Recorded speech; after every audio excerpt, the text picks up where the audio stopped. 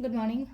Ngasi ki card ki message minner se card ki message se ko rashi ki matung ina happy di ngasi ko hadi card trying to kata ngos target trying to issue dagi isha ki rashi ma pado la ke no taro happy di minner se ko trying to look to position le ko hamba ani shuba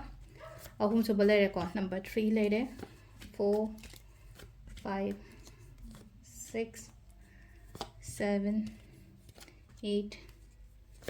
9 10 11 12 ko ka trying to dagi ahamba ko hadi number 1 gi mesh ko mesh rashi gi na silai se ahamba da ko khudong chaba gumba kai gumba du maina la o haina piri ko mesh rashi gi sam da mesh rashi se khudong chaba gumba la o haina du maina piri aduga aphaba gumba nimida phaba dum organic ko aduga number 2 ko number 2 se brish rashi gi na tension jam na logo no hai tare ko mathai am sa kanu kashna tabada ko wakhan se khatang inghal la khola le ko pothabiyo mi se potharaga leina ko haidi pothabiyo mithun rashi gi na haidi tawruba thaba inkhang da yet taba khotaba dumaina oina ayera pan gumba leiroi chatpiyo phajana ina chatkena khaliba poto ko aduma leire karkat ki sina khudong chaba gumba kai gumba makal khara lakpe ko mateng ni khangde amani khangde pot ni khangde marjang ni khangde amani khangde nai tro ko sina karkat ki leire singa gi oina leina ko isa se amna chokthaba waba tawning daba khotning daba dumaina khara lae ado sida leina ko hadi sida su leina hadi tawning aktraga di ngatang potharaga leina ko potharaga matam piyo shada ko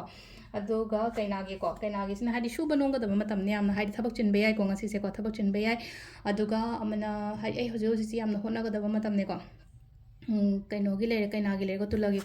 tulagi sina mu leina ko sida kaino ma khallaga leiri ba poche akoina pangthok pa ma darkar roi ba hadi khandang khallaga hadi pangthok ta bido dum hadi tawgen di khallaga tawbangam da dana leibo ko padumai tor lei ko tawbiyo du thabak se ko bridget kina leina ko financially kitang mathasa ba ko padumai na gumba leiba hadi mina pirakada ba oiro ama oiro ko suguma mam se dumai tor kara lai ko hadi bridget rashi gi oina haraga di aduga mathangi dhanu gi sina hadi mai pa okolo aina lai ko sida lai se thabam taw matam da aina chatori ba aina changjan yena khaliba pot mam se kitang success gumba lai ko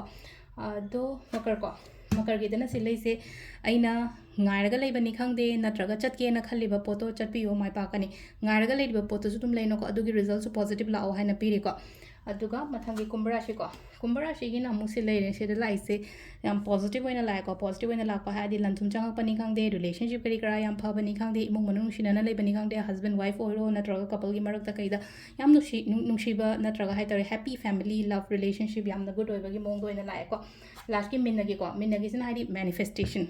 manifestation gumba taw ngasi se nga ina taw so haire ko 11 oibenya manifestation gumba taw matam da engoda yam thuna phangba do oine tha mani khangdi ani ni khangdi hom ni khangdi si adum yam thuna lakpa du dumaina oina oiriba ado se leire ko gi ngasi gi oina